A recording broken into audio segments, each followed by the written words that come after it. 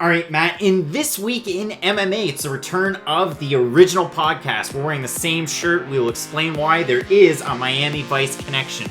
We're going to get into the week that is, the weekend that was. We're also going to get into round number 1 with our fan question of the week. And as always, our favorite part of the show, the Twitter purge. So let's get into it.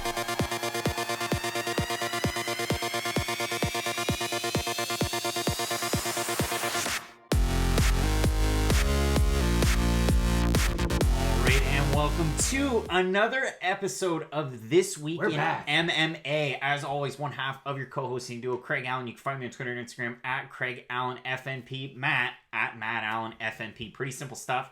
And this week, like I said, a return to the original show. So what we're going to do, and if you're new to the show, maybe you're just joining us from the 2-minute breakdowns and the 2-minute predictions that we've been doing here on YouTube. And listen, they've been a pretty big success so far. I mean, I've got it written down, but 23 out of 26. We're a little bit better than Yanni the Greek.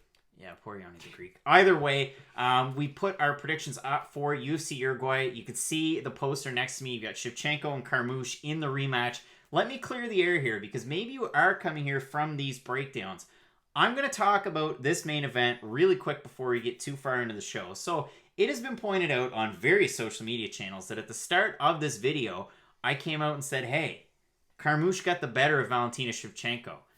I'm going to explain myself. The reason why I'm saying this is because Carmouche did get the better of Valentina Shevchenko in the way that she got a win. It's a win on her record. I know it was an up kick that caused a cut, and it was fairly controversial that the doctor stopped the fight. But regardless of that, the outcome was a win. So that's where I came from in that video. Hopefully that clears that up. Either way, I really do appreciate the support that we've got from the community online. So thank you very much. We really do appreciate it. So saying that, if you are new to the program, what we typically do here is a long time ago, basically the show started with an audio podcast. It was me talking into a computer and nobody listening. And I'd go for hours and hours on end and talk about fights no one would listen. Nobody gave a damn about. I would profile regional shows. I'd pick fighters to watch. And every now and again, some of them would make it, but for the most part, they wouldn't. So then it came into a video show.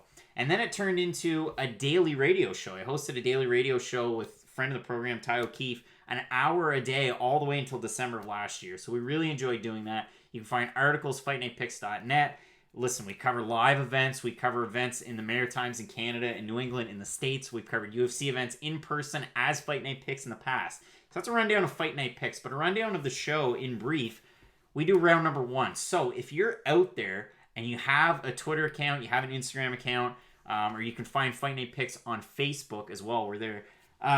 You can send us your questions. So this week we have a really good question from at Trademark MMA, Max Friedman, a friend of the program.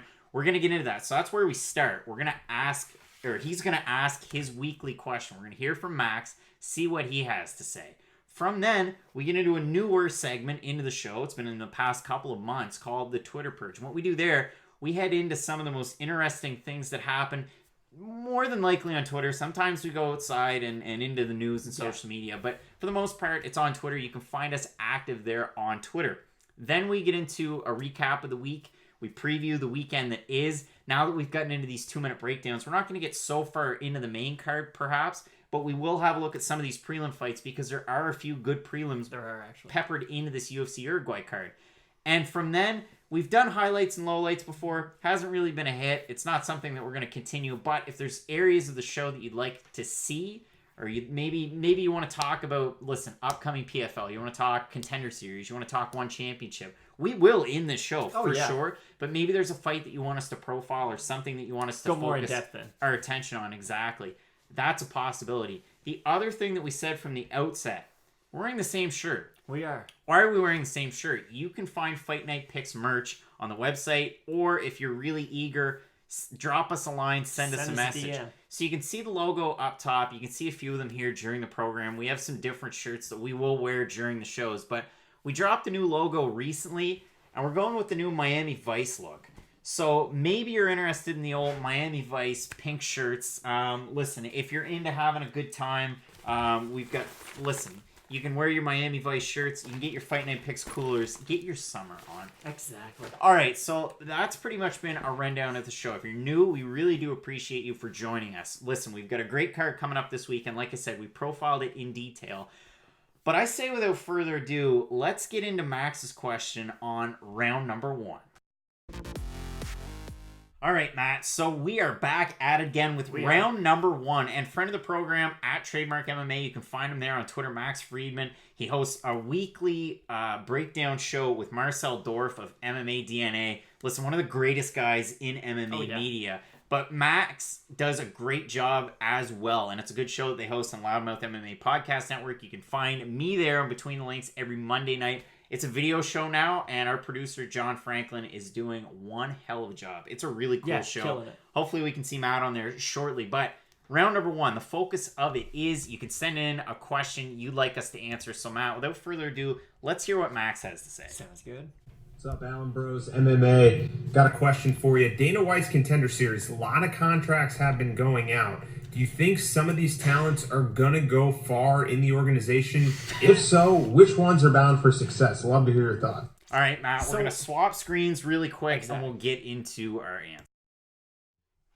All right, Matt, so round number 1. So we heard our question from Max here a second ago, and what we've been doing with these podcasts is if you want to watch the entire thing, you can in one block here on YouTube, and I'll timestamp it so you can check out all the different segments. But hey, if you're only in it for round number 1 and you want to hear a fan question answer, maybe you're Max Friedman, you just want to hear our answer. We're breaking them out as separate videos, but the big thing with round number 1, we're not just going to scratch the surface with these questions. We're going to get deep and in-depth. These aren't like the 2-minute breakdowns where we only get 2 minutes. We really get into it. And if you want to head back into previous episodes, listen, we've done a snake draft style heavyweight Grand Prix tournament. Yeah. We've done Mount Rushmore of MMA. So we've had a lot of fun with these questions, and we really do appreciate them. So the question that Max asked, it's kind of tough because you could look at it as this year Dana White's Contender Series. It's like, let's sign whoever we can that has a pulse. And let's not sign one really good fighter that everybody's disappointed in. And it happened in season 2 as well. But it's something that's been thrown out there quite a bit. And you look on Twitter today or in the last 20 hours or so, Luke Thomas, I mean, one of the best guys out there with Showtime, says, I've watched every week Contender Series this season and seen very little UFC-ready talent or otherwise standout fighters. I don't know if I'm romanticizing the past, but I don't remember other seasons being like this. And it does kind of feel a little watered down. You go into this season, you look at the records, I mean, there's a fair amount of fighters with under 10 pro fights. Yeah, exactly. I know, for example, a fighter that might come up on our list, he does come up on our list, has less than 5 fights. And I know Cyril Gagne's fighting this weekend. He's 3-0, but he's kind of like an anomaly. Exactly. But this season just doesn't feel the same as it does in previous seasons. So what are some other ways that we could break this question down? Well, when you look at it, you do kind of have to do that separation of the season 3 guys, which are going on right now, and the guys from season 1 who have already had a chance to get, 2, 3, 4 fights in the UFC. Because it really seems like this season, as long as you win, and if you get a finish, you probably get signed. It doesn't matter how lackluster the fight was. If you knock the guy out in the last second, you're probably getting a contract. We've seen multiple episodes this year of 2, 3, 4, 5 guys all getting signed in the same episode, which is really unusual because it really kind of felt more special when in the first season it was like we might get 4 finishes out of 5 fights, and it was, oh, who's that one person who's going to get signed? Like there was kind of that. It felt a lot more special, that was all. And now it's just, like you said, anyone who has a pulse. And if you win your fight, you're probably going to get signed. You go back to the first 2 seasons even. There's so much regional talent in the States and abroad, especially with the Brazilian season. You look at it and you had, LFA champs, King of the Cage, CS, Cage Titans, yeah, all sorts of, like an amalgamation of all sorts of different organizations. The best fighters fighting for contracts. Now the talent pool settled a little bit, and it's just it isn't what it used to be. It's kind of getting into the trend of the Ultimate Fighter. Like the first so many seasons was great, and then kind of the more you go, you just kind of get locked into your trends, and they just become more watered down. So what we did was we went through season 1, 2, and 3. We picked out all sorts of great fighters because the question really is, who's going to find that success factor in the UFC? And again, success could be measured in all sorts of different ways. Are they drawing? Are they winning? Are they having exciting fights? It could mean all sorts of different things to different people. To me, winning is definitely a major component of it. I don't think any of these fighters here are going to win a title in 2019, possibly even 2020.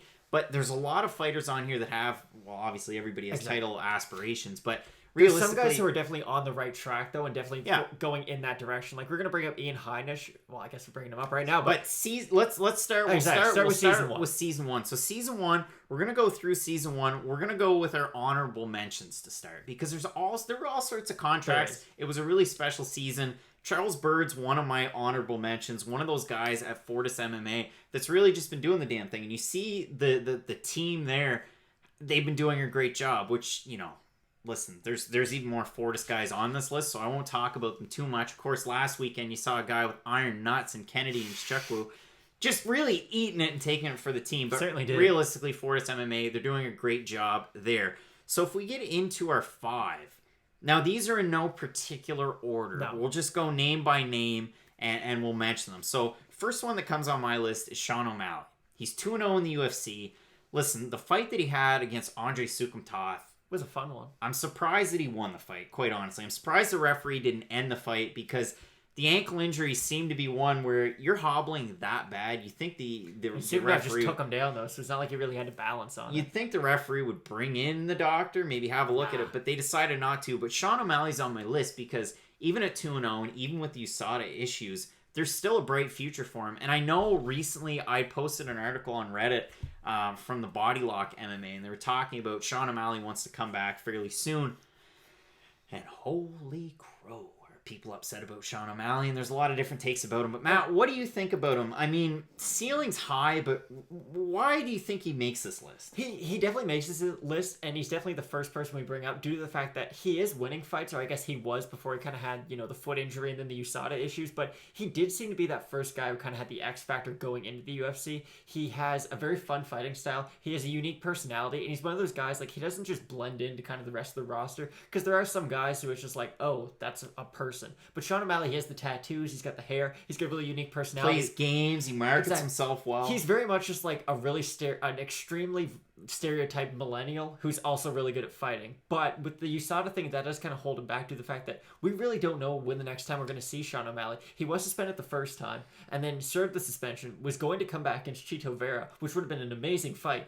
And then since there was kind of remnants of that same metabolite, I guess, from the first time, they wouldn't allow him to compete. So it's gonna be one of those kind of weird situations where are they gonna wait till his system's completely clean, or are they kind of gonna do sort of the John Jones thing where they kind of let him fight but not really? So yeah, and I doubt they move an entire pay-per-view for him, but he's on the list nonetheless as one of those fighters that you definitely have to watch. And I'm gonna go with another fighter here that has blown the doors off of an entire division. He looks like one of those guys that could really make a move in Jeff Neal. Matt, Jeff Neal's one of those guys that can finish a fight, he can fight a technical, smart fight and win a decision like we saw against Bilal Muhammad. I mean, why does he make your list? Well, Jeff Neal, for me, if I know we're not really putting these guys and another Fortis MMA guy, too. Exactly. I know we're not really putting these guys into rankings, but he would kind of be like my number one star out of this whole thing. When you think of Jeff Neal, you think he's one of the more technical strikers at 170 and one of the deepest divisions in the UFC. I mean, we just saw, last weekend when he fought Nico Price. It was a phenomenal fight. And that was a fight that, not tooting horns, but it was fight of the night, performance of the night type material. We had said it. A lot of people said it, but man, that fight delivered, and Jeff Neal delivered. And the good thing about that fight, too, was we finally got to see Jeff Neal face some adversity. I mean, all of his UFC fights up until that point, I know the Muhammad fight did go to decision. But drew him out, but you got to see a lot of positives. Exactly. And in the Muhammad fight, he kind of just beat the brakes off him. And we saw him face a little bit of adversity, but that was more just like, can he get the takedown? Can he defend it and whatnot? But in this Nico Price fight, I mean, he dropped Nico. Nico hurt him, and it was really back and forth for the whole time. And I feel like as a ceiling, just by wins go, not really as marketability, just due to the fact that I don't really know if Jeff Neal has that big it factor,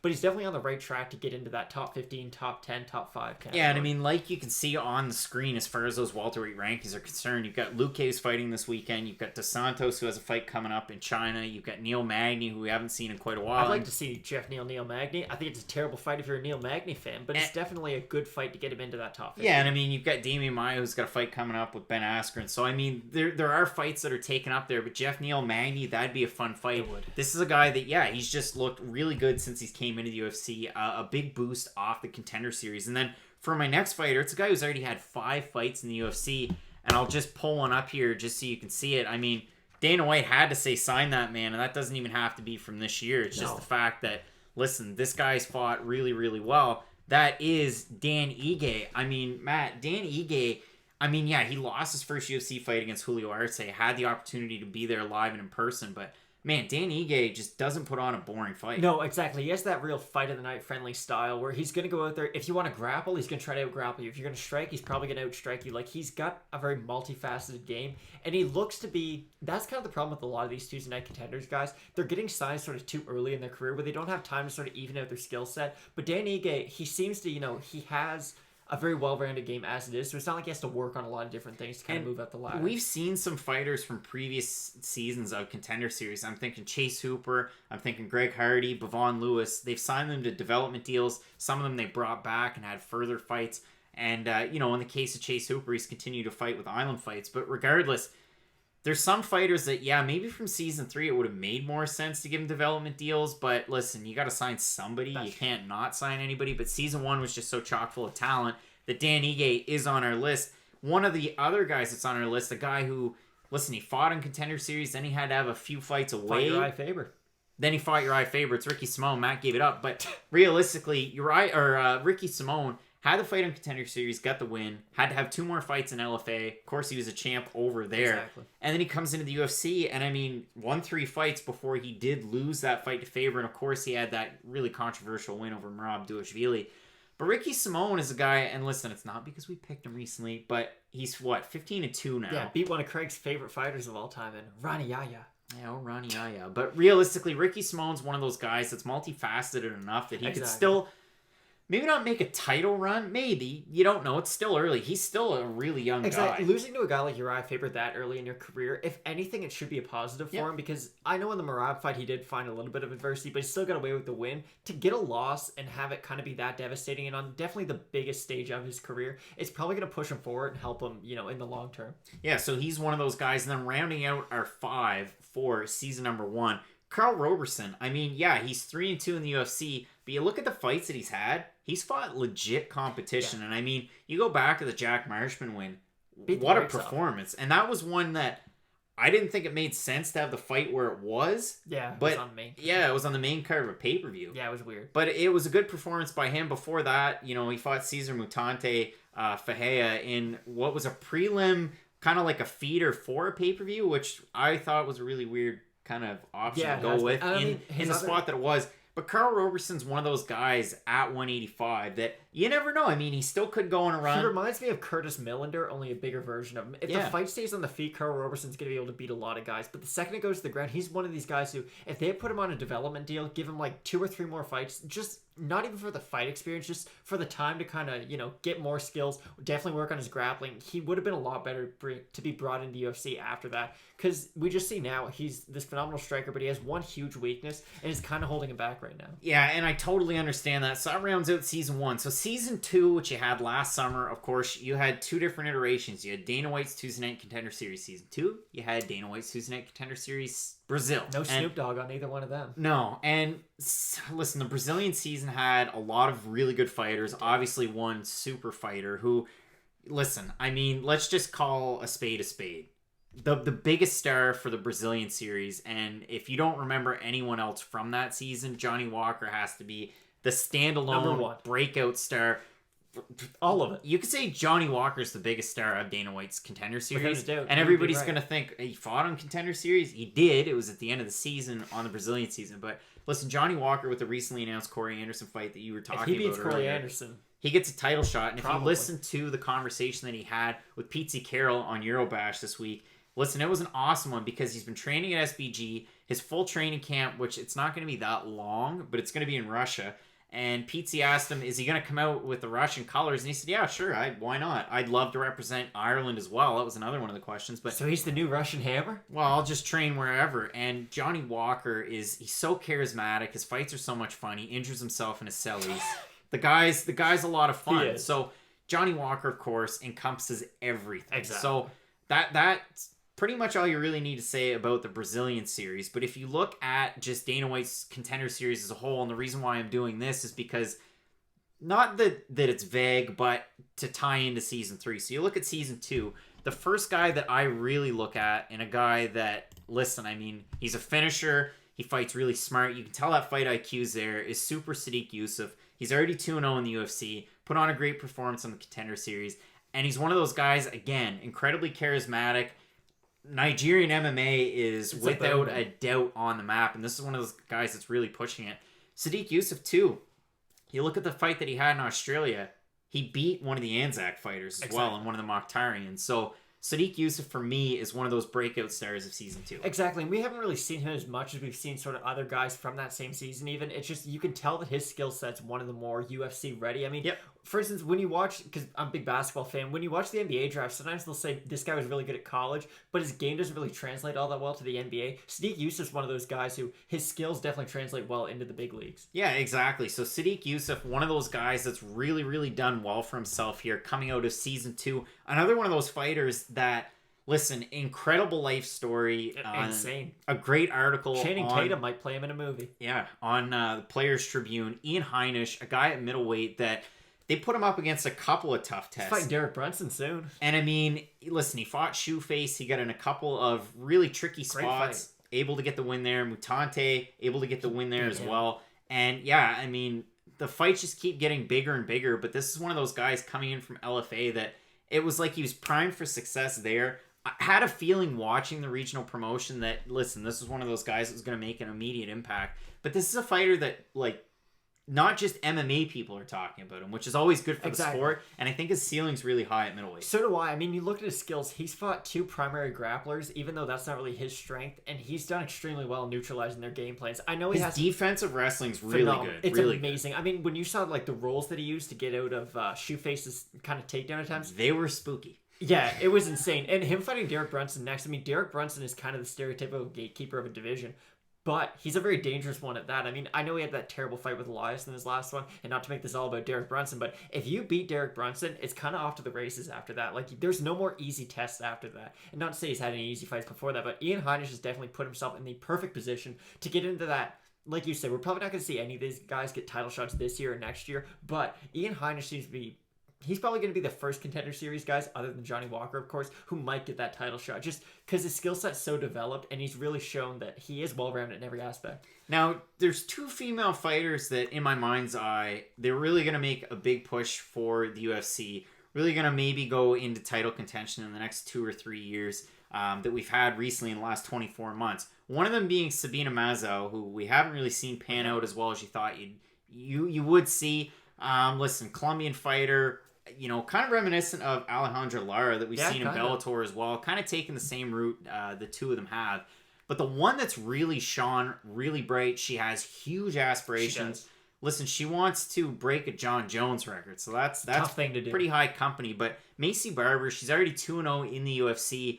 I think she is primed for success. I think once she fights, there's some really tough she's fighting tests. Jillian Robertson in her next fight, and that's going to be one of the tougher tests of his career. And especially where it's in Canada, too, against a Canadian. Exactly, and one who's a phenomenal grappler at that. I mean, and again, not to make this the Jillian Robertson show, but she's one of these people you really want to test a young star like Maycee Barber. And I know it's kind of like one of those prospect versus prospect fights, and the winner of that's definitely going to propel themselves at that division. And in division as shallow as flyweight, too, 1 or 2 good wins can really put you into that title contention. And I mean, listen, Robertson coming off a big win very, very recently, but you look at Maycee Barber and the skill set she possesses, her strikes are top notch. She does have a lot of power as well. So one of those things that you have to worry about with Maycee Barber, but she's one of our top 5 from season 2 as far as success. Now there's 2 left. I'm going to go with a softball here. A guy who's already 2-1 and a lightning rod for controversy in the UFC. A guy who got a development deal. We already mentioned him. In Greg Hardy, and I know the majority of the narrative is negative, but you look at those 2 wins, and again, you want to talk softball. I mean, poor Demetrious Smolyakov. That was rough. I'm 99% sure Craig could have beaten him. But the win against Juan Adams, you saw him neutralize the takedown attempt. Juan Adams went way too deep, and like an ankle pick where, I mean, he was trying to pick into ice, and instead of picking it, he froze into it. He just froze on that ankle. And Greg Hardy, all he had to do was just flail away and get the win. But his ceiling is high for sure. I know a lot of people, doubters, haters alike, have said, listen, put him up against Derek Lewis. Put him up against, somebody in the top 5. People just want to see him get knocked out. They're not going to do that. They're just going to keep working him in. He's still early in his career. And he's one of those guys that keeps saying, you know, I'm growing every fight. And it's hard not to agree with that statement because you just look at the progression that he's able to have. He's one of those guys that has to kind of cool the temper, obviously. But he's one of those guys that, yeah, his ceiling definitely is high. He's relatively young for the heavyweight division. He's certainly young in fight years. I mean, compared to, pick a guy like Derek Lewis. He's been fighting for the longest time. And if you want to consider somebody maybe a journeyman in the heavyweight division, there are plenty, but he would be one of them. But Greg Hardy, I mean, he's under 10 professional fights, so he's got room to improve. He's one of those guys, no matter what you think of him personally, professionally, just looking at his experience, his kind of improvements fight to fight, he is going to be a problem in the heavyweight division, I feel at least, but he's not going to be a problem for a couple of years. Yeah. And if you want, like, you could say, oh, rush him into Derek Lewis, rush him into Francis Ngannou, because they're going to beat him. It doesn't matter. Cyril Gane. Exactly. Those types of people would beat him, but if you want to see them develop a real prospect, this is how you do it. Don't do the Aaron Pico route where you're like, oh, let's have him fight all these top-ranked fighters and he gets knocked out. No, you want to go real slow, real slow, real slow. Give him different challenges as he moves his way up until he can kind of develop that full set of skills. So they are developing him the right way, no matter what you think of him personally.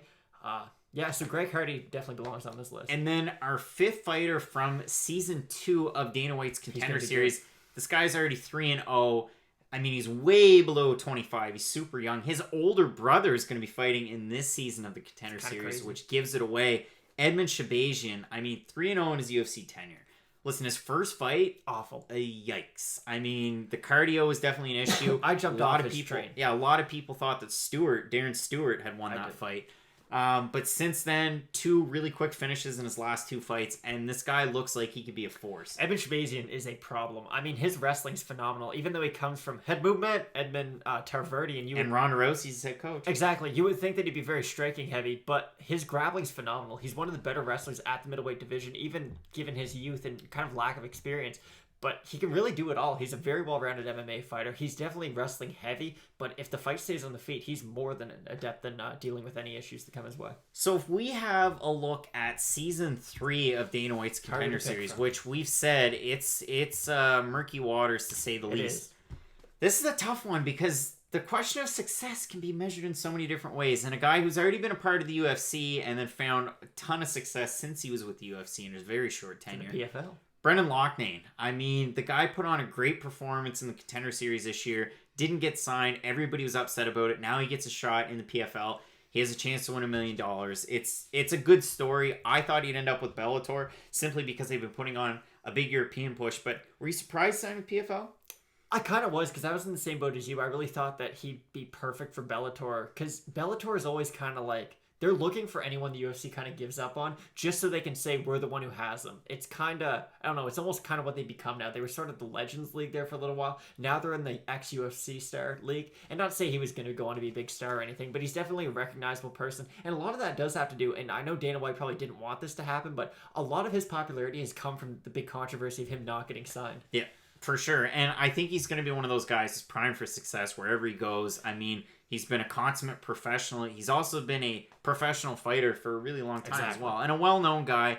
And listen, he finally got a shot to go back in the UFC. It backfired on them, I believe. And listen, truth be told, they don't make a lot of mistakes. But I think this was one that, yeah, they might regret. Dana will say they don't, but they might. This would be like the Ryan Bader thing. If we continue on through this, I mean, let's go with a couple of shout-outs. So, from this past week, Herbert Burns gets a contract. Yeah, this is a guy at featherweight that can kind of, listen, he's kind of like a Swiss Army knife. He can get it done in all sorts of different ways. He can certainly get the submission as well. And you've got his brother Gilbert fighting this weekend. So Herbert signed to the UFC. You've got a tale of two brothers. A great story.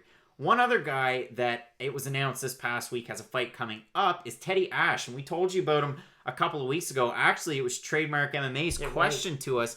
Who are some of these Canadians that we should be paying attention to? And of course, we're going to be doing a big play on UFC Vancouver. I know there's a lot of shows that you might be able to find us on for that.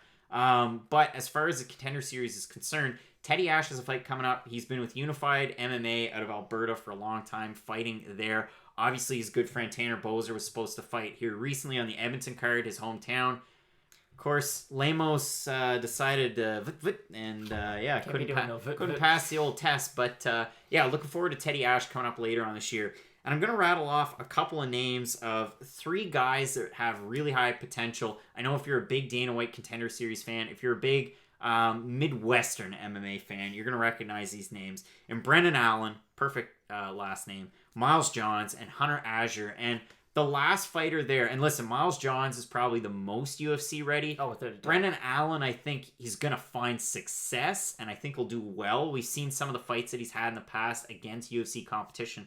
Hunter Azure is a guy that has a win streak that dates back as far as time can go. No, realistically, let's look at him on Tapology, Matt. Just bring him up really quick. Because if you look at him as a pro, I mean, he just started as a pro in 2017. So many amateur fights. You go to his, a ton of amateur fights, but back to 2014 was the last time that he lost a fight. Huge win streak, plenty of finishes as well. Last 2 are decisions, but it's that top fight that makes sense to me, and that's why I really wanted to talk about him here because, listen, we're talking about Canadian MMA. If you're new to the program, we're from Fredericton, New Brunswick, Canada.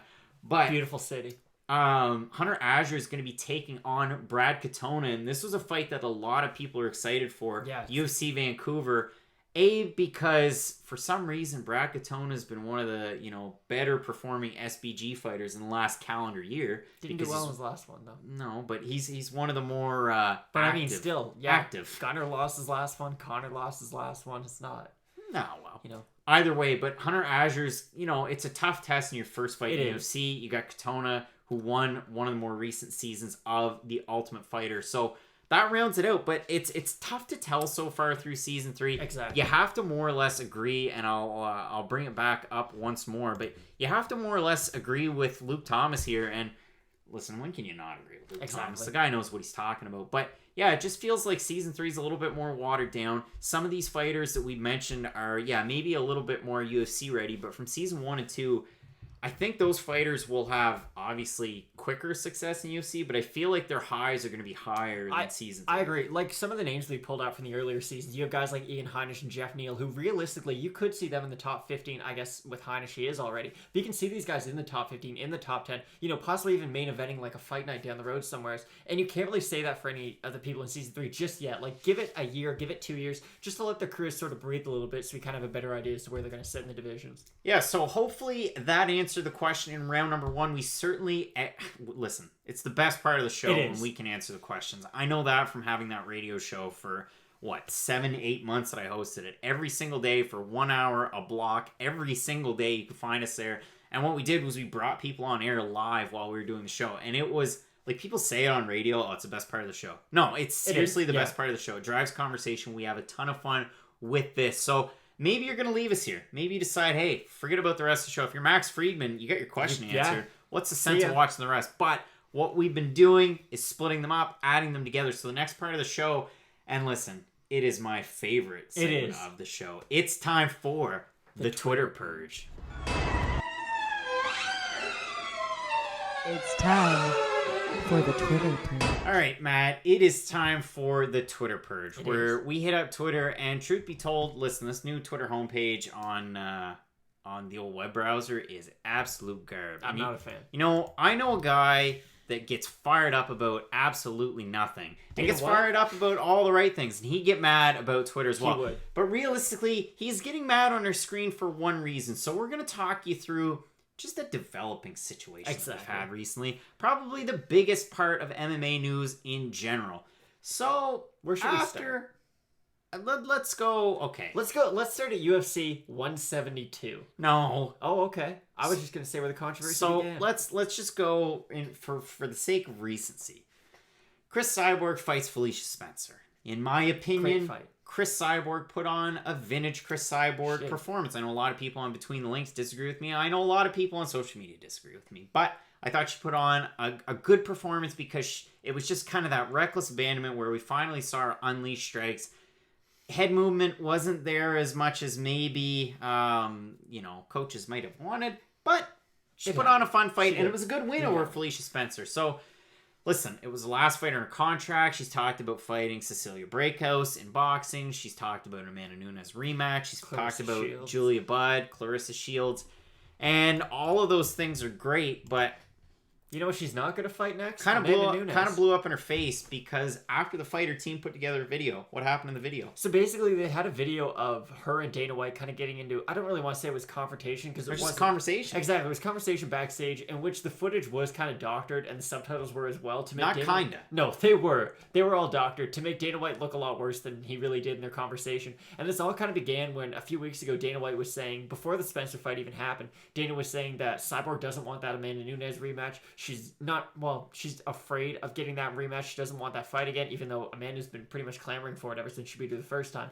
And that, payday. Exactly. And that kind of escalated. I say escalated on Twitter, but it's the world we live in.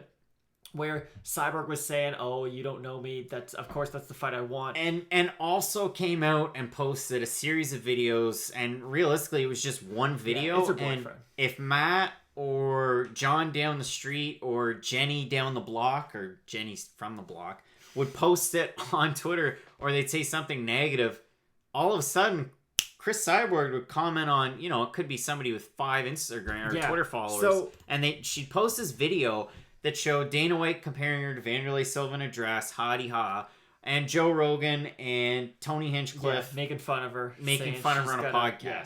So, this really did start back at UFC 172 when the rumor was, who's going to beat Ronda Rousey and who's the second best women's fighter in the world? Because, again, Ronda Rousey's on top of the world. And the only person who anyone thought would ever have a chance against her was Cris Cyborg.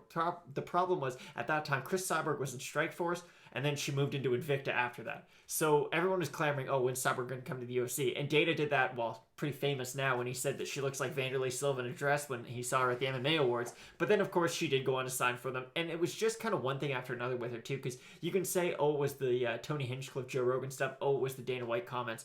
But even the fact that they made her cut down to 140 pounds for her first couple fights where she can barely make 145. So to put that added stress on her body, it was sort of like you have to do what we say. And to play devil's advocate, there were also, suspensions involved as well on Cris Cyborg's part. Oh, exactly. So but that had happened many years previous where a lot of male fighters don't have to have that sort of cloud hanging over their head years after. I mean, Alistair Overeem's still fighting and got a title shot pretty much right after he failed a drug test. Guy ate horse meat. Exactly. Wink, wink. So we need to start eating horse meat, Craig.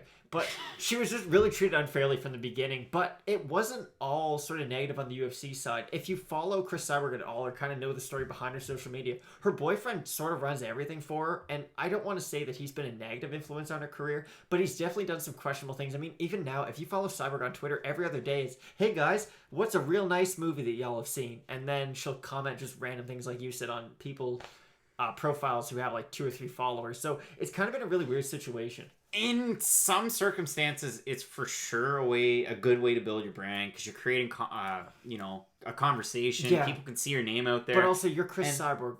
And I mean, it feels good when you have a comment from Cris Cyborg or retweet or whatever. It's some validation. But at the same time, the doctored video and then her subsequent apology led Dana White on the Contender Series last night when he was asked about it to get fired up. Very. And he's saying that, if she wants a Nunes fight, we could see it, but there's a strong possibility we won't. So to move on, listen, and again, in the fallout from last weekend, so you have UFC in Newark, you have Colby Covington taking on Robbie Lawler, and everyone in MMA media has been talking about Colby Covington's post-fight speech, which everybody probably would have, regardless of what he said. He could have said great things, and people would have been surprised that he had great things to say.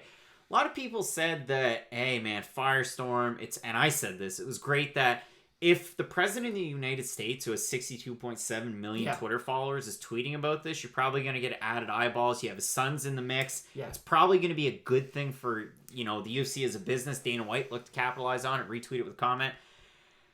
Everybody's talking about that. The numbers actually weren't that great. 608,000 not even good peak viewers or as far as that works. So viewership wasn't great. Another thing that was pointed out online was the fact that if you compare his post-fight speech to other post-fight speeches, even recent ones, it didn't really compare as well. So it's just the fact that he's been a lightning rod in the MMA community that hasn't translated surprisingly to me. But the thing that really struck a chord with a lot of people was the comment surrounding Matt Hughes. The reason why we have Matt Hughes' Instagram up here is the fact that, listen, he said, trash talking is a part of the fight game, and it's probably not that big of a deal. The thing that I think about this is if Colby Covington went to, the trouble of asking Kurt Angle if he could have his walkout song, maybe he cleared a comment with Matt Hughes already, because if I'm Matt Hughes and a guy says something like this about me, I probably wouldn't be happy, or I wouldn't respond. But I feel like it was something that was already brewing, and he maybe already asked permission. Because most Colby Covington things, you can tell it's scripted. Like the whole Madison Square Garden, and he couldn't get it all out. He's kind of like overthinking. It's scripted. Like a guy like Chael Sonnen, maybe it's all scripted. Maybe he has writers, but his delivery's so good, and he's polished. But Covington's just not as polished. And if you go back to his win over Stun Gun in Singapore, and it was brought up, he yelled. It was brought up on Between Links this week. He yells and he's super passionate. He's upset. Yeah, and it was a good, he cut a. It was a time when people didn't really take Colby Covington no one cared seriously. about him at all. I watched it and I was like, what is this guy doing? Like, calm down, young man. What are you doing? Like, it just wasn't funny or good or anything. It was cringy, but it was weird.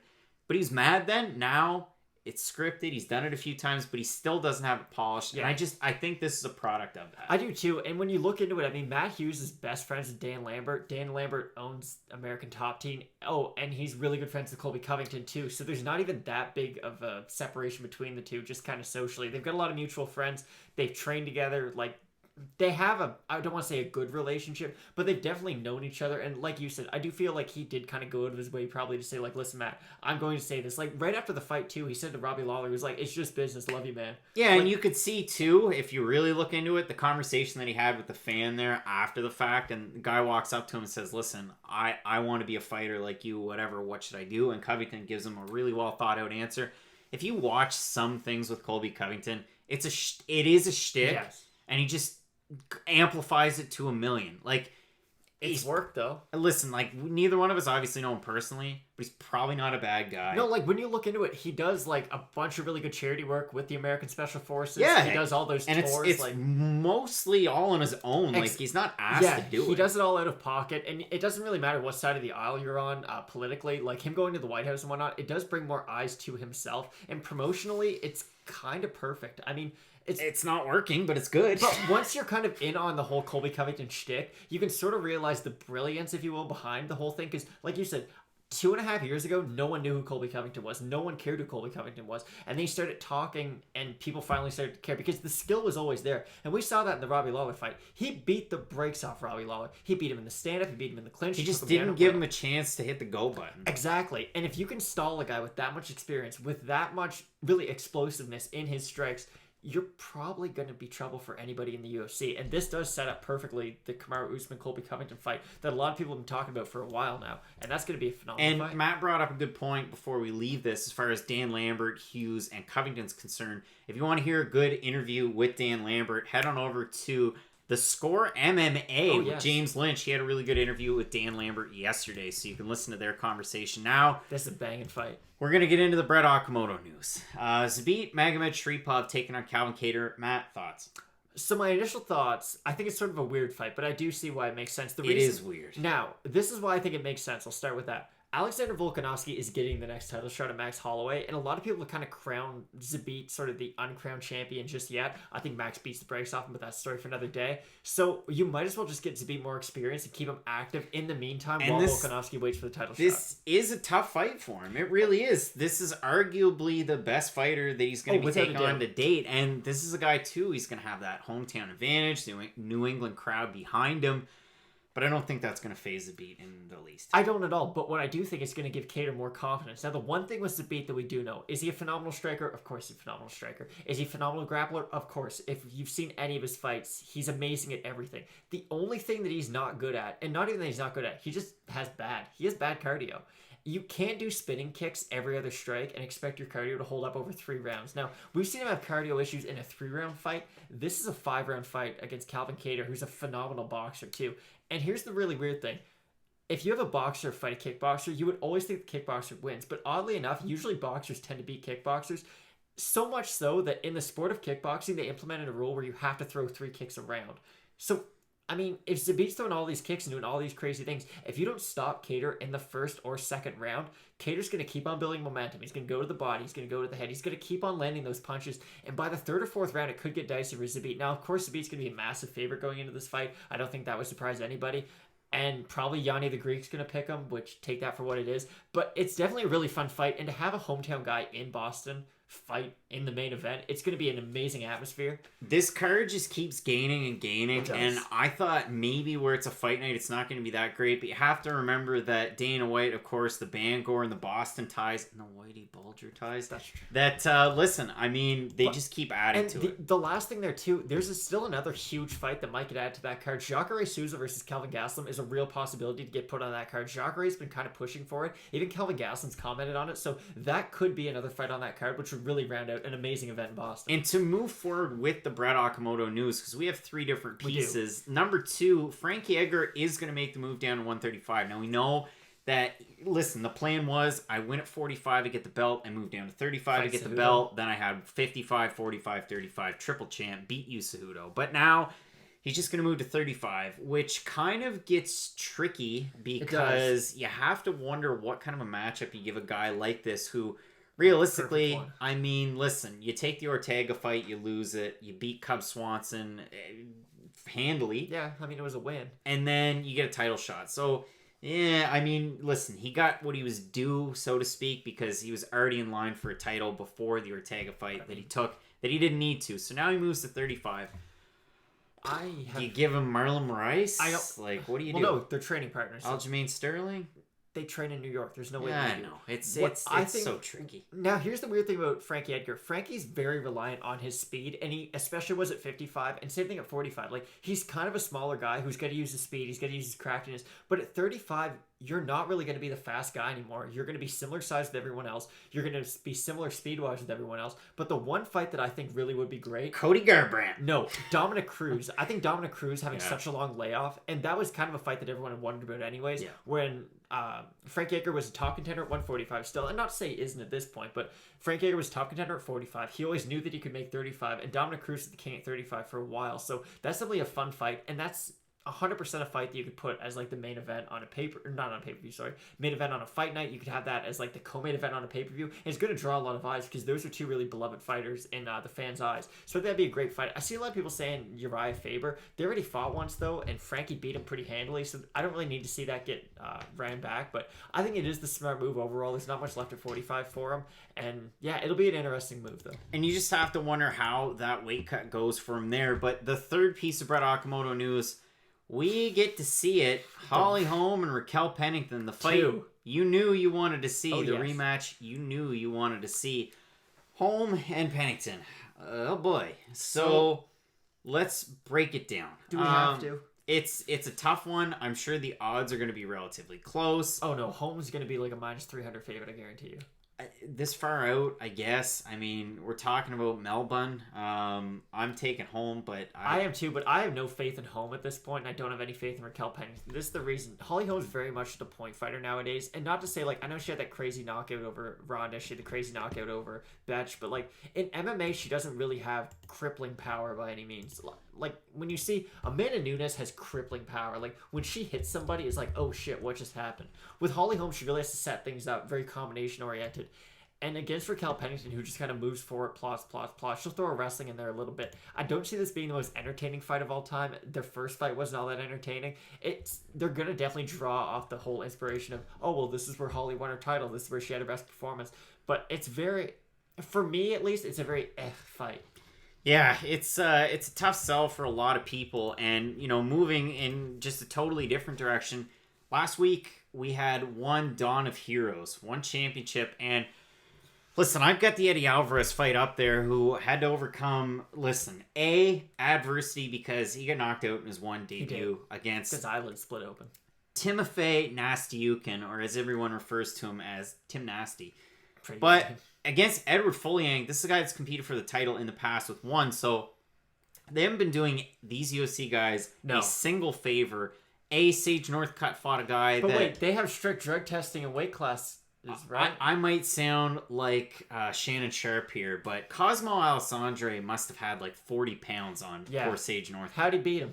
He pinned put them tangs on him, did. knock him down. But as far as Eddie Alvarez was concerned, man, awesome performance. Oh yeah, like it was great. Everyone was impressed. That was a tough fight for him there. If we take it back, you had Demetrious Johnson, and listen, there's been no easy road for Demetrious either. So his first fight was against Yuya Wakamatsu, which, listen, Yuya did a good job in that first round. It was a close first round. In the second one, DJ flipped the switch, gets a guillotine. But he took on Tatsumitsu Wada in his last fight. And listen, I know a lot of guys over in one championship, and they claim there's Wada involved. There isn't. There was Wada involved in this fight, Sure. and man, I had it as a pretty close fight. I gave Wada the first round. But I gave he didn't DJ win the last two. Yeah. But man, it was a super close fight, and they're doing none of these guys any favors. It's almost like they're kind of a bit of a maybe sort of who knows crooked organization who has maybe sort of kind of who knows odd media credentials. It's just very suspicious how, media doesn't really have... There's sort of a curtain in between one championship and the media. No one really knows about how their whole weight cutting process goes. Everyone says, oh, well, one fixed weight cutting. Well, there's no proof of that whatsoever. They have Wada... Their CEO... We've talked about the weight cut before on this show with a one championship fighter. You can go back in the archives, and it's a pretty easy guess. He wasn't allowed to watch his opponent weigh in. Wasn't allowed to watch his opponent weigh in, and when we asked him about the weight cut, or when I asked him about the weight cut, he said, listen, it's better than another organization, but he's only ever fought one championship. Exactly. But he knows, like, obviously, the gym that he goes to, we're not, it's Gary Tone. We the people that he trains with. Obviously, he's a Donner Death Squad. He's one of the best BJJ guys of all time. Listen, he fought to a draw against Paul Harris, Bruce Smart Paul Harris, who weighed 70 pounds more than him. Yeah, which is insane. But Gary Tonen's a guy. Demetrious Johnson's a guy. Eddie Alvarez, like these UFC guys, and I'm sure there's a lot of North American fighters over there as well. They're gonna follow the rules. Exactly. They've already been through that kind of system. They're consummate professionals as far as weight cutting is concerned. It's not a good look. They're not gonna, you're not gonna, you might, who knows? This is all hearsay. Exactly. This is a fun show. Who knows? They're probably not gonna take any performance enhancers. But you do see some fighters, like even in Demetrious Johnson's last fight, almost like he was a lot smaller than his opponent. I noticed that Tatsumitsu Wada was like he was way bigger than Johnson. And Johnson's fought bigger guys before at 25. I mean, he fought at 35 for a time. And he's fighting at 35 now.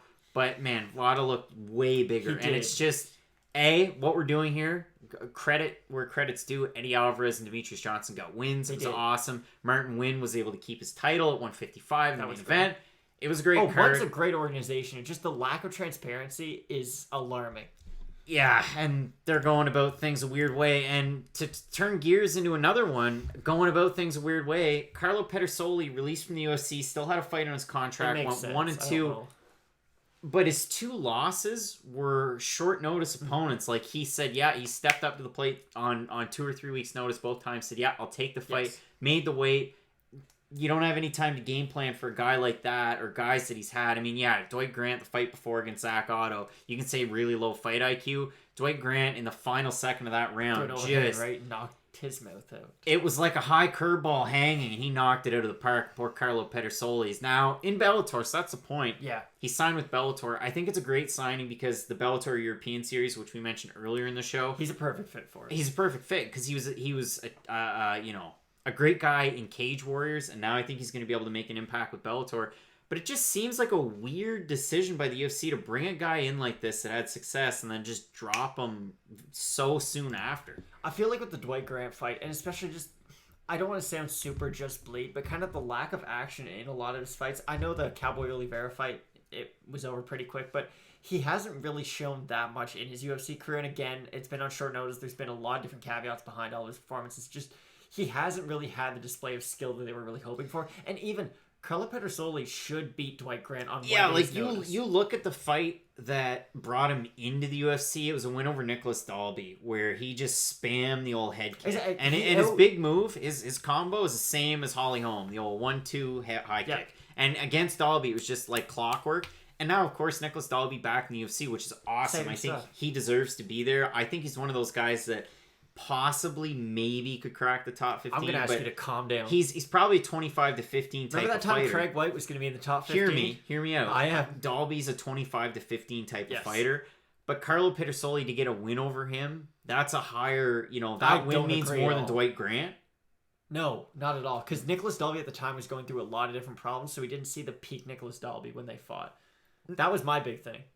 And I know that was his comeback fight, but he hadn't fought in a meaningful period of time going into that. So Nicholas Dalby definitely wasn't the best version of himself going into that fight. I mean, Nicholas Dalby... It was a good fight. It was a great fight, but Nicholas Dalby at his best fought to a draw with Darren Till. That shows the kind of ceiling that he has. And yes, it was early in both guys' career, but that's still a very impressive thing to do. So I just feel like it was sort of the situation surrounding the fight which led to Pedersoli winning. One other thing, too, about Pedersoli, and we say Bellator European Series, but the next Bellator European Series, listen, you've got Ireland, you've got Dublin coming up very soon, but recently announced Bellator 230 is going to be run. I hate when they do this now, but they're running these two cards. It's not just prelims and the main card. They're just going to split them up, and they're going to have good fights on both, which is cool because you can watch both of them.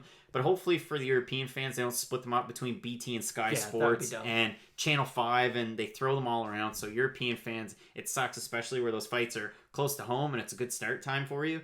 But with Bellator 230 and Bellator Milan, maybe he gets on that Italy card. This is a guy that could be a co-main event, possibly even a main event. No. Listen, you're comparing to Alessio Sakara at this point. Yes, so exactly. This is a really, really popular guy. How the Sakara experiment turned out. You're building off a UFC guy, and Sakara has a fight on that card. But still, Carlo Pedersoli, a good signing. And then we're going to leave you with this. Do we have to? Bare Knuckle couldn't care less incredibly popular right now. Is it? Listen, we had King of Nine Limbs recently. A whole 18,000 pay-per-view buy? With Seth Baczynski getting the win there. Big deal. So that's World Lethwei. Then you've got my favorite country, BKFC. And if you want to find a big BKFC fan, Keith Schillen of the Loudmouth MMA Podcast Network. There's tens of BKFC fans. See what he thinks about them. It's suspect. And then you got WBKFF, which we haven't seen since, but Valor is going in, coming in hot with Bare Knuckle, and they're going to be fighting in Newtown, North Dakota. Not like a big city. That's in North a prime Dakota. location. We're going to Newtown, and for some reason, Mark Godbeer, listen, he's going to be there. But the winner gets 75,000, Greg. Terry Sokaju's going to be there. Ooh wee. Heavyweight Jack May, formerly, UFC former talent. training partner of Brendan Schaub. Brent Schaus, and then you've got Mighty Mo, K1 champ. So, a lot of fun. I just couldn't care less about bare knuckle fighting. I really couldn't. I try to pretend like it gets me amped up, but it's not for me. The thing to me is that I'm going to pick England. You have legit bare knuckle boxers that train in bare knuckle boxing. Great point. And a lot of people are going to tell you, we're going to make stars out of these people. No, you're not. I'm talking about three fighters that... Mark Godbeer, no longer in the UFC. Terry Sokaju, over the hill in MMA. Jack May, not really doing it so great in MMA. And Mighty Mo was a K1 champ way back when. When K1 was big in 2000. Yeah, I mean, listen, he's a huge Samoan star, but we're building a name so is Umaga. Old... That's... Yikes.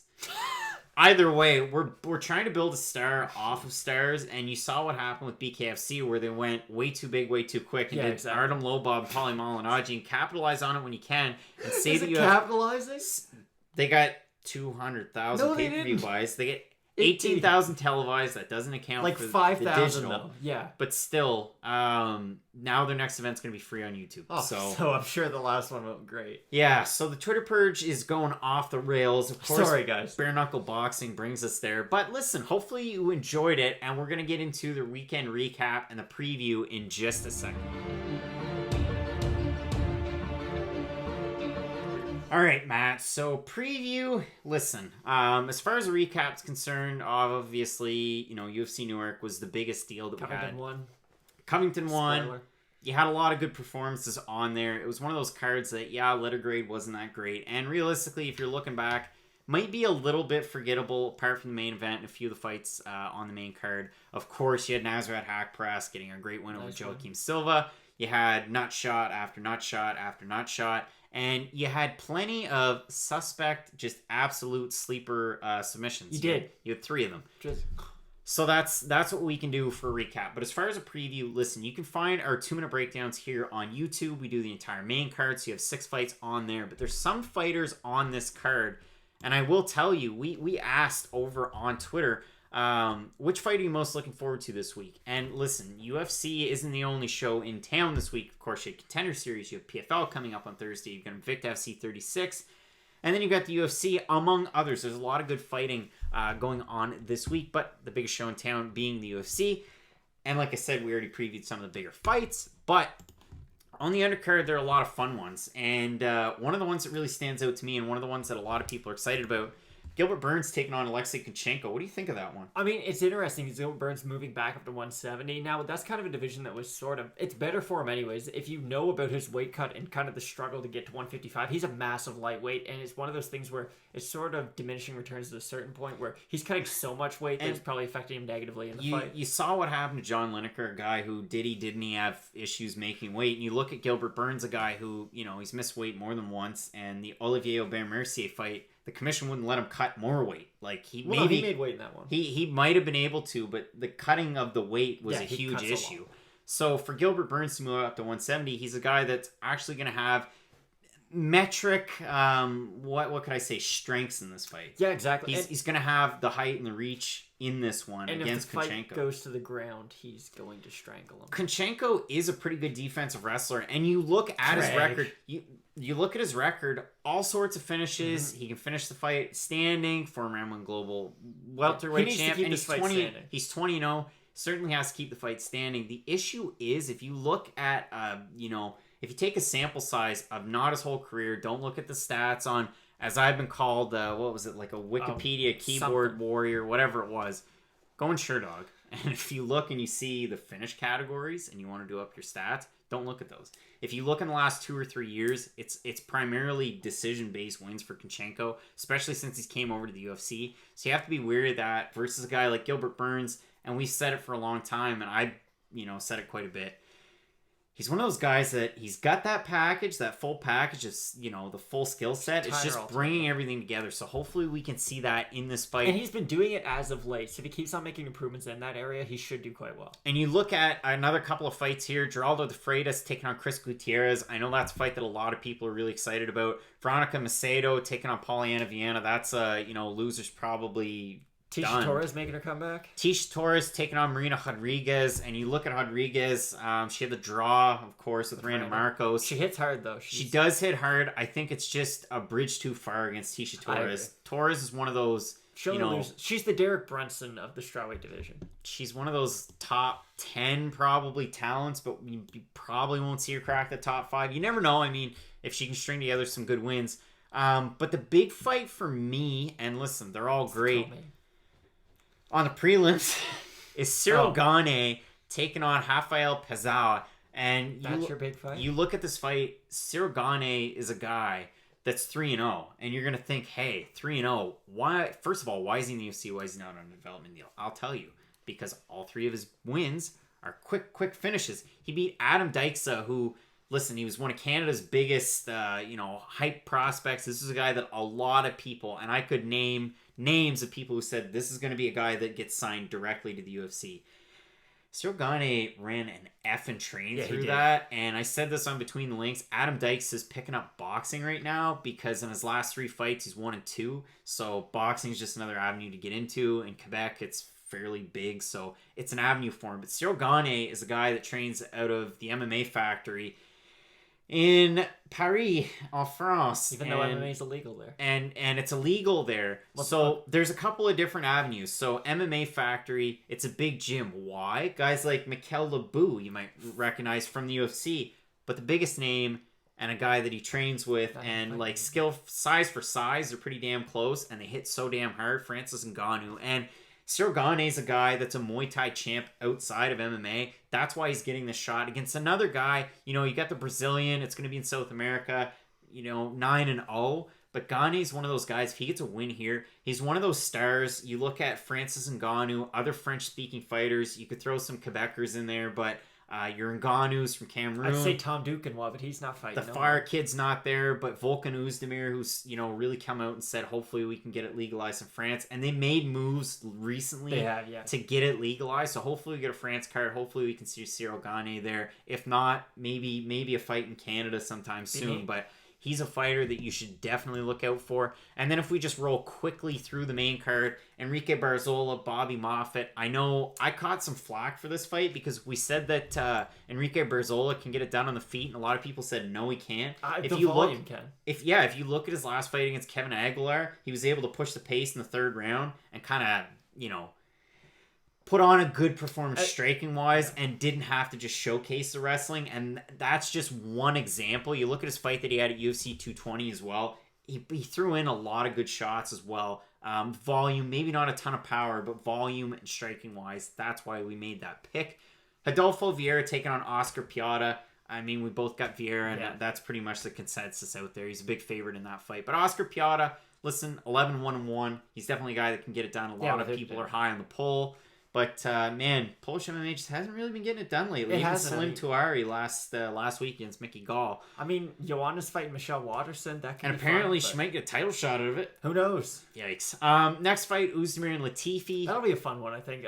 Oezdemir, a lot of people are kind of down on him because he has had 3 losses in a row. But when you look at who he's lost to, in his loss to Dominic Reyes, I mean, he lost to Daniel Cormier, who's probably the greatest fighter we've ever seen. He lost to Anthony Smith, great fight, and we know how good Anthony Smith is now, mainly due to that performance. And then that kind of loss against Dominic Reyes. And Ilir Latifi's very hot and cold in his UFC career. I know we've covered all this in the 2-minute breakdown. I'm kind of regurgitating a lot of it, but Ilir Latifi, it's just the cardio. It worries me so much about him. When you get tired after a round and a half, there's so much more fighting that you just have to do defensively. The one thing I will give Ilir Latifi in this fight, and if he's going to win, it's going to be this way. And you hate to say that because you totally be wrong. But still, Ilir Latifi, if he's able to get some quick takedowns early and keep Volkan down, I mean, obviously, like you said, Daniel Cormier, one of the best in the biz, but as soon as it was down on the floor, it was done. He fought Anthony Smith, and once Anthony Smith peppered in the shots, and he took a ton of punishment, Smith did in that fight. But once Smith got it down to the ground, once Smith got it down to the ground, he was able to implement his game plan. So if Latifi's able to get it down and keep top pressure, and he's such a stocky guy. I mean, I knew a guy in grade 7 that had the same body as Ilir Latifi. Matt knows him as well. But still, I think Latifi could win it if he's able to do that. But Oezdemir, if he's able to throw the pressure that he did in the Smith fight and put everything together, the one knock against him is hasn't been able to train Hard Knocks 365.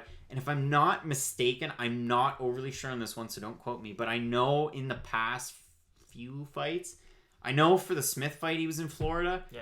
But for the last fight, I don't believe he was. No. And the thing about Latifi, though, if he does get to the ground, just to add something onto that, he is not a black belt in jiu-jitsu like Daniel Cormier and Anthony Smith both are. He's very wrestling heavy. And I feel like, honestly, a good game plan for Volkan, get taken down a couple times. You can get back up to your feet. Volkan is good at getting back up to his feet. Let Latifi wear himself out. If I was Volkan Oezdemir's camp, that's exactly what I'd say. Give him the first round. Let him work as much as he possibly can in that first round. We'll get 2 and 3 easily. You just got to make sure that Ilir Latifi has a high work rate in that first round. Forgot how to speak English for a second. And then, of course, you've got 2 more fights after this. You've got Luis Eduardo Garagori taking on Humberto Bandone. We've taken Bandone. 2 hometown guys. Bandone from Peru, and then you've got Garagori making his UFC debut. He's the lone Uruguayan on the card, but again, his last 2 wins were against guys that were making their pro debuts. It's kind of a setup fight, and Bandone has a UFC win against Martin Bravo, who just had a fight booked, and it was a 26-second knee to the jaw and a knockout. Yeah. Co-main event, people's main event. I know if you go in, and we kind of name drop, but if you go in and listen to the Score on MMA podcast with James Lynch, he had Adam Newsom on this week. They talked about this fight, and Adam called it the people's main event, or the people's co-main event. Yeah, it really is. I mean, this fight, to me, is the biggest fight on the card, the most fun fight. There's a good chance that there's going to be a bonus involved. You have Vicente Luque, 16-6-1, taking on Mike Perry, 13-4. Mike Perry, power puncher, finisher, and Vicente Luque, good everywhere. Finisher, good everywhere. It's one of those weird fights, too, because I'm very conflicted on this fight, because odds-wise, Mike Perry is not a terrible pick at plus 160 to plus 200, kind of depending on what website you use. But Vicente Luque kind of does everything better. That's the thing. He doesn't hit as hard, but he's a very technical striker. He has very good power. His ground game's phenomenal. His wrestling's really good. We did see kind of Leon Edwards be able to take advantage of the lack of wrestling, I should say, of Vicente Luque. But for the most part, he's just an extremely well-rounded fighter. And Mike Perry does have holes in his game. It's just his power kind of makes up for those holes and kind of the skills that he doesn't have yet. The thing that worries me, Mike Perry lost to Max Griffin, who is a good fighter. Max Griffin is not nearly the fighter that Chinte Luque is, which worries me for Mike Perry. So I'm definitely picking Luque in this fight, but as an underdog, Mike Perry's a pretty good pick. Yeah, I mean, you think Max Griffin, a guy like that who has a boxing base, a guy who maybe, pushes the pressure, throws volume, but he's also got some power. That would be a good matchup in Perry's favor with the power that he has. Exactly. They could, stand and bang, and, Perry could come out of that the winner. And we saw him against Paul Felder. He put together a good fight. I mean, his fight IQ looked to be a little bit higher, and how can it not be when a guy breaks his arm in the first round? And he still almost beat Perry, though. Oh, yeah, he did. Paul Felder's made of something different, though. But, yeah, it's a really fun fight. And then in your main event, the odds have kind of gone a little bit more in Shevchenko's favor. About a minus 1275, minus 1250. Taking on Carmouche. Once again, internet, listen to me. Yes. Listen to me. When I say that Carmouche got the best of her, I mean she got the win and it counts as a win on her record. I know it was an up kick and a TKO win due to doctor stoppage, and it was controversial, and it was 9 years ago on a fight that you can hardly find tape on the internet.